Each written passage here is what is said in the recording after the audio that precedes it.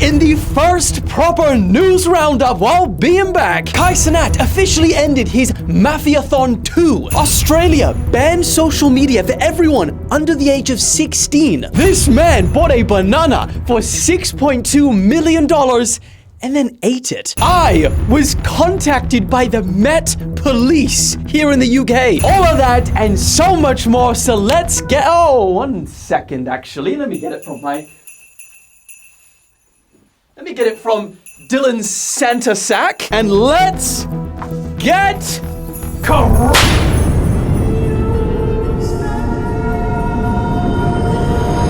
Okay, I want to kick today off with this because Cenat's Mafiathon 2 has officially ended. And honestly, I think this has got to be the peak of content creation. Kai literally streamed non-stop for a full month. And somehow, every single day, bro found the energy to do something new and crazy. He opened his 30 days of streaming with a freaking entire band playing the iCarly intro. He had Lil Uzi performing just casually in the backyard. They played Mario Kart in real life around the mansion. He had a live wedding, a silent disco with Marshmello. He had freaking robots chilling around the house, and he would even brush his teeth. He built an entire fair with rides and performers. He had robot wars. And I mean, just look at the behind the scenes of this. This is a full-ass production. And I mean, every single part of this house had cameras that were non-stop streaming. And like, he was even showering on stream, but he had shorts on, obviously. I would get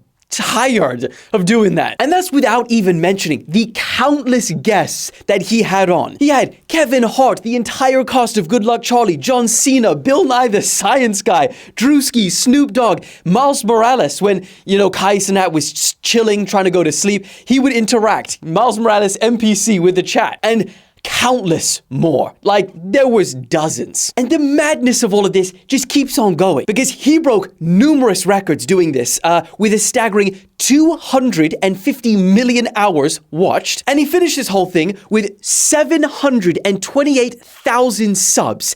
That's double the previous record that was available. And that equates to around $3 million just in subs. Oh, and if you add in sponsorships and ads on top of the money he's making from subs, in just 30 days, it likely brings the revenue up to tens of millions of dollars. And before he even started, he said that he is going to donate 20% of his revenue for the month to build schools in Nigeria.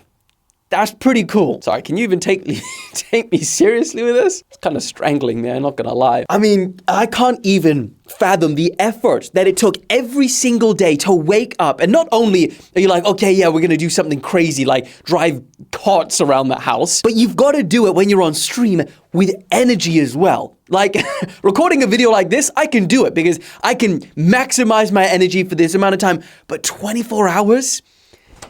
That's effort. And we all have those days, we wake up and we're like, I cannot be corn casserole. So to do that every single day for a full month, it's impressive. And I mean, you can just tell how much this meant to the whole team as they came to the final day. Alex, play that emotional shit. Behind the scenes and shit,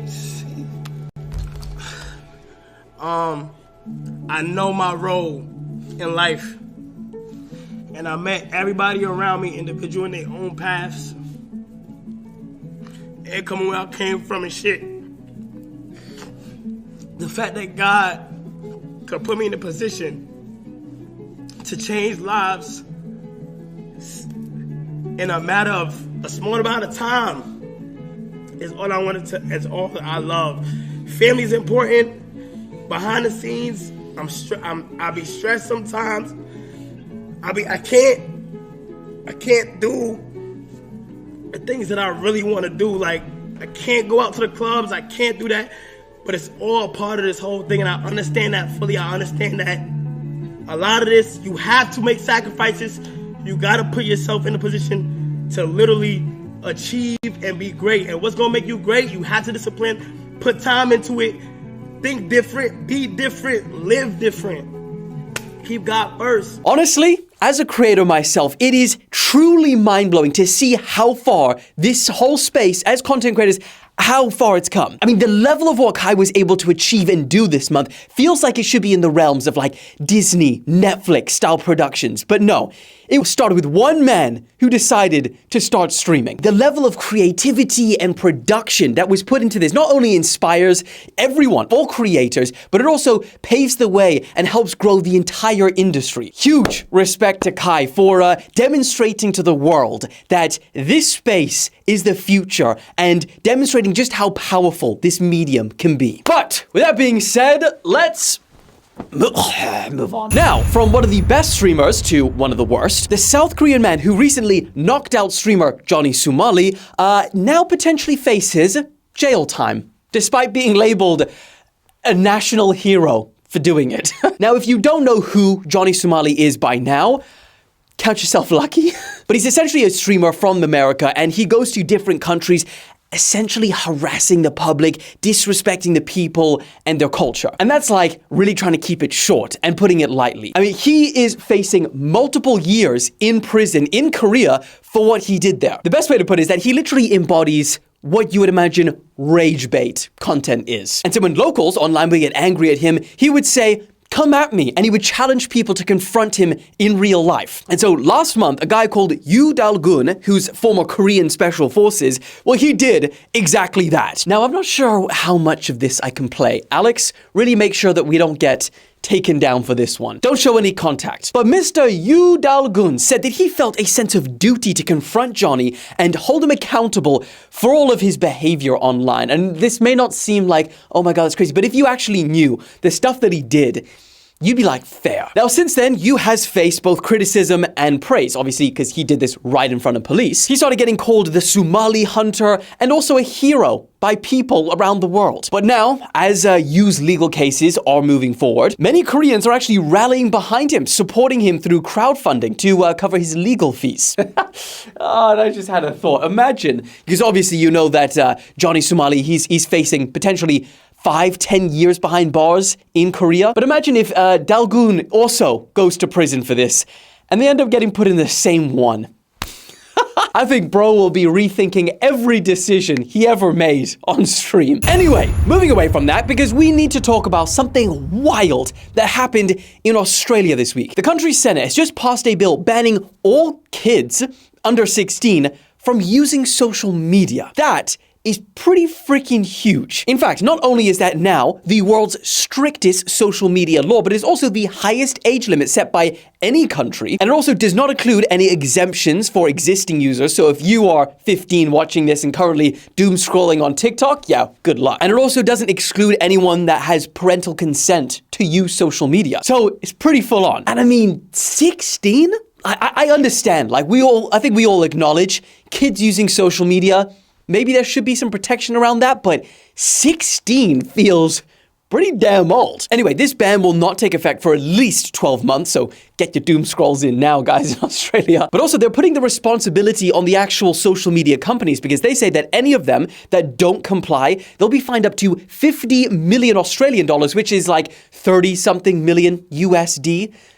That's quite a lot. Now, as for which platforms are going to be banned for under 16s in Australia, it doesn't really say right now, but all of them, TikTok, Instagram, X, they've all come out since this has been put into the news, and they've said, they've criticized it. I mean, is that a shock? And also, as for how they're going to enforce this, well, apparently the government say they're going to rely on some sort of age verification technology.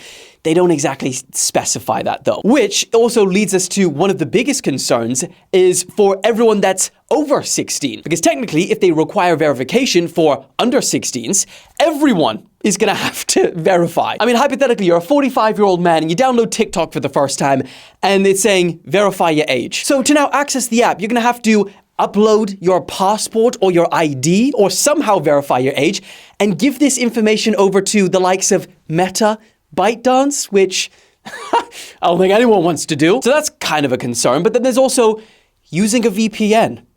Seems like, obviously it's going to make it a little bit more complicated, but seems like a pretty simple hack around it. You didn't hear that from me though. Anyway, what do you guys think? Do you think that this is a law that is needed or a law that just simply won't work. Let me know. Moving on. Okay, quick break for today's 3 sacrificial lambs. I mean, huge respect for anyone being brave enough to go on the whip wall to remind everyone to subscribe. Thank you very much, sacrificial lambs. With your bravery, we will hit 500k by the end of the year. Where's my whip? Ah, whip. Get out your sack. Seasonal whippings will be upon you. Ho, ho, ho. Subscribe to the channel. Oh, it's a disaster with this snow. Subscribe! Okay, this next one is a personal favorite of mine. A UK phone company is battling scammers by creating an AI chatbot of an old lady that will ramble on the phone for as long as possible to waste the scammers' time and keep them away from real people. So, W is then a dot? 3 times W and then dot. I think your profession is bothering people, right? I'm just trying to have a little chat. It's nearly been an hour! For the love of Gosh, how time flies. It's showing me a picture of my cat, Fluffy. It's showing you the picture of your cat, Fluffy. Stop calling me dear, you stupid.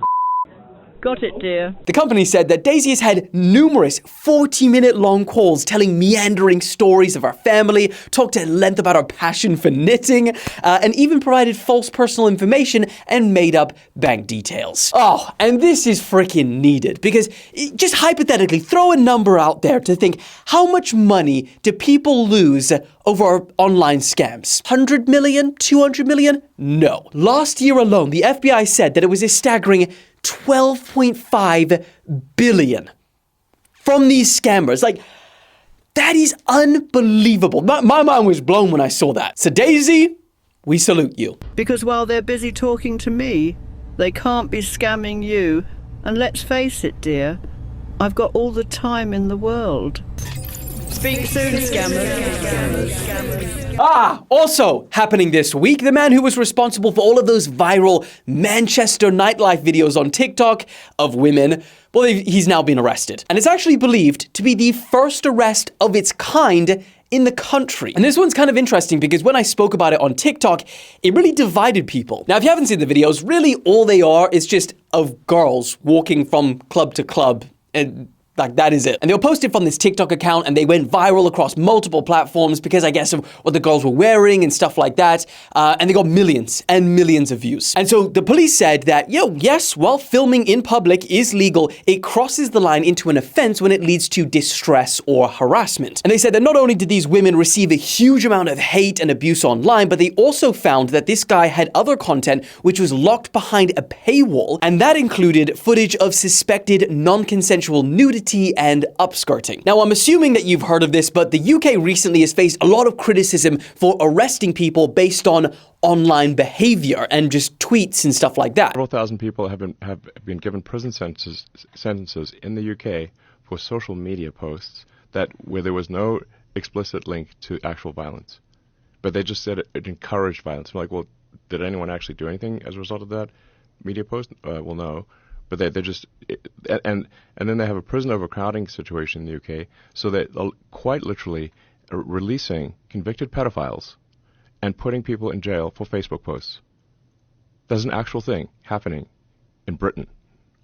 That is so wild. But here's where you see the divide, because there's a lot of other people that argue that this is justified, saying that online actions are increasingly leading to real-world consequences. So fair enough. So the question is, what do you guys think? Do you think that he should be behind bars for this or not? Right, now I'm just realizing I've got so much news to go through because of my secret disappearing mission, which I promise I'll get to some point. So I think it's time to start it early. Let's start with some news. Kamala Harris said that she's considering running again in 2028, but also a name that not a lot of people expected, but also AOC. Apparently her name was put forward by the Democrats, according to The Hill. One Democratic strategist said that AOC, who is only 35, and if she did win, she'd be the youngest US president in history and first female, but they said that she would be a magnet for young voters because she cuts through the BS, doesn't talk like Washington, and she can leverage social media, which I think they're now starting to realize because of Donald Trump doing his thing. proving that social media is pretty much where it's at. So the question is, would AOC make a good president or not? Next, China discovered a massive new gold reserve, which is estimated to contain over 1,000 tons of gold worth $82 billion. That's just a couple of years for the scammers. That's crazy. That's crazy to think about. And think about how much work would have to go to extract this 80... Sorry, I'm on rapid fire news. Next, Israel and Hezbollah in Lebanon. Well, they agreed to a ceasefire this week, which is actually great news. And that's after a year of fighting. Next, people are concerned for Man City manager Pep Guardiola because he was seen this week with cuts and scratches all over his face after, Man City on their 6th consecutive game without a win. And for Pep Guardiola, that is his worst run of form. Have we even covered this? I feel like we might have covered this. It's his worst run of form in his entire career, okay? And when he was asked where the scratches came from, he said, I want to harm myself. Next, another one I feel like I've covered, maybe because it was a while ago. Have I covered this one? Update on Uzbekistan guy. He sent a video to police saying that he is alive and well, but he's not coming home anytime soon. Next, Black Friday came and went, and if you didn't spend, well done. Because according to research from consumer group Which, a staggering, this is wild, 9 out of 10 Black Friday offers are cheaper at other times of the year or the exact same price. I mean, before I saw that, I knew that brands were sus, right? I knew that they have their little tactics, but nothing could have prepared me for 9 out of 10 Black Friday offers. That's wild. Next, the freaking banana taped to the wall, art piece, that was bought by a Chinese cryptocurrency billionaire for $6.2 million last week. Well, this week, he ate that banana. And it only gets more ridiculous because you find out that this art piece, right, the man behind it, he bought that banana for 25 cents. And obviously, it's a new banana, right, every couple of weeks. And he bought it from a 74-year-old fruit seller in New York. Think about how pissed you'd be. And because of that, when the man who bought it found out, the guy who he bought it from, he said that he's going to buy 100,000 bananas from the man's fruit stand, which equates to around $25,000. So, if you're in New York, you can claim 1 free banana from his fruit stand. Valid ID, though, apparently, which is a strange thing. What are they going to do with your ID? You're a real human? Next, a member of the Rothschild family is believed to have died this week in a house fire. It's believed to be William Rothschild, and honestly, despite owning, these are from reports, multiple luxury cars and multiple houses around the world, there is little to no information about who he is and what he did online. Obviously, he's from one of the most famous banking families in the world. But even a formal identification from officials that it was him that died, that's yet to come out, despite it happening days ago. I mean, the only reason we believe it was him was because all of the neighbors were like, yeah, that's William Rothschild. He was my neighbor. Anyway, next. And then, for the final story of the day, this week, I was contacted by the Met Police here in the UK. First time. And before you say anything, okay, I'm not out here getting in trouble. That ain't like me. It's actually for a good thing. So they emailed recently to share an embargoed story with me, which I'm allowed to now share with you. And it was essentially talking about how these 2 guys who carried out a series of brutal armed robberies around the UK, it was about around London. Well, they have now been arrested, convicted, and will spend time behind bars. And it was basically to demonstrate, what the Met Police were doing to clean up the streets. And while that story is significant, I wanted to put some attention on that. I mainly wanted to talk about how cool it is that the Met Police is actually reaching out to content creators. Because you know how old and traditional the Met Police is? One of the oldest in the entire world. So for them to tell me, and I quote, we're trying different methods of reaching people beyond traditional media. And I mean, this is really cool, right? Cue the emotional music, Alex. Since that we've started this together, right? First, there was the NATO thing, and that was the first time they invited content creators to that event. Then there was the United Nations, who invited content creators as journalists to have that whole roundtable thing. Then there was the European Space Agency, who invited me, and it was one of the only, in fact, there was the first time ever they invited more content creators than traditional journalists from publications. Now, it's the Met Police, and these these are just some of the examples of some of the oldest, most traditional organizations and parts of the industry that are now opening up to collaboration with new media. And they're slowly, step by step, moving away from what I guess a lot of industries are still doing, which is treating it as a joke or just dangerous misinformation, which we know it's not. This is the future. History is full of many groups who have resisted change. Alex, this better be good music playing behind me. But what has happened to all of those groups? Change stops for nobody. So you either get on board, get on the train and let's go, or you get left behind. So, I wasn't prepared for this speech. All I have to say is times are changing. I believe this is the future. And I think this is just one small but huge W for everyone creating and watching this space. So, I will get back to working on the rest of the Christmas. This is only half done, by the way. I don't know if you knew this. It's gonna get real good. Subscribe to the channel. We're trying to hit 500K by the end of the year. I love you. Like the video, and I will see you in the next one.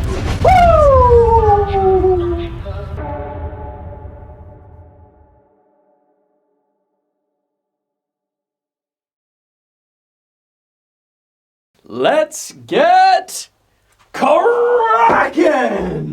If you're not liking the video for this Christmas spirit, it's the 1st of December.